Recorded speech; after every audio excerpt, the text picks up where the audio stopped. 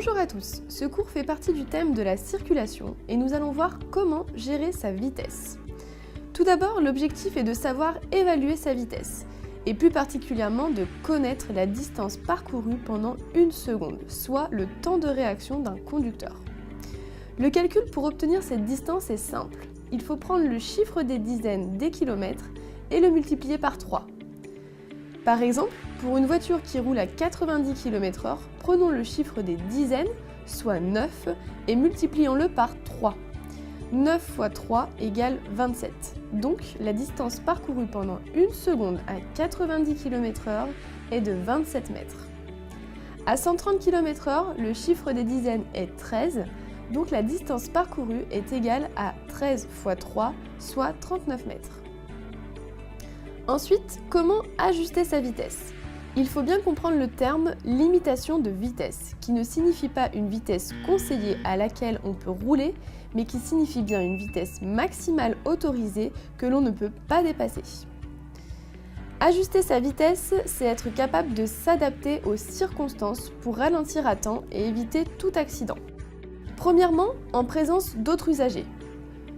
Deuxièmement, selon la route.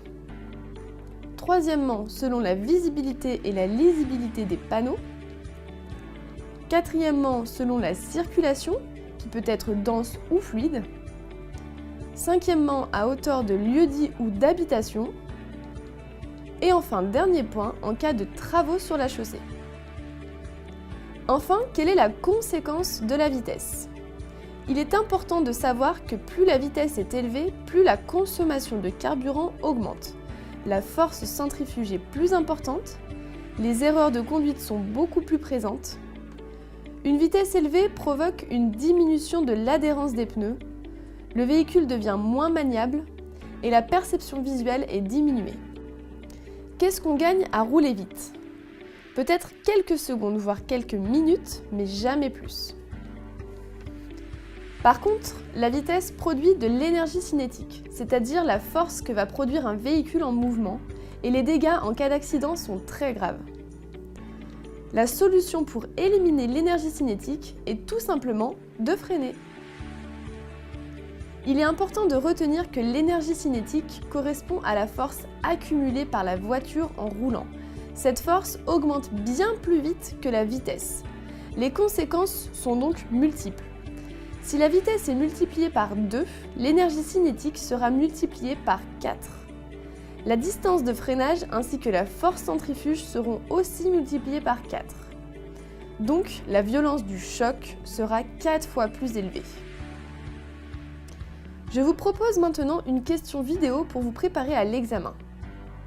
Rouler à 110 km/h, c'est parcourir environ. Réponse A, 10 mètres par seconde. Réponse B, 20 mètres par seconde. Réponse C, 30 mètres par seconde. Réponse D, 40 mètres par seconde.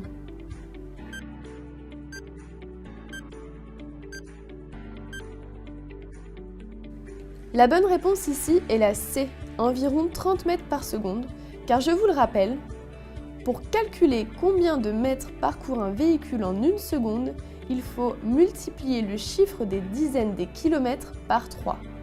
Cela donne alors 11 fois 3 égale 33. Je parcours donc environ 30 mètres à 110 km/h. Vous savez maintenant comment gérer votre vitesse. Je vous laisse à présent consulter notre prochain cours sur les arrêts et stationnements.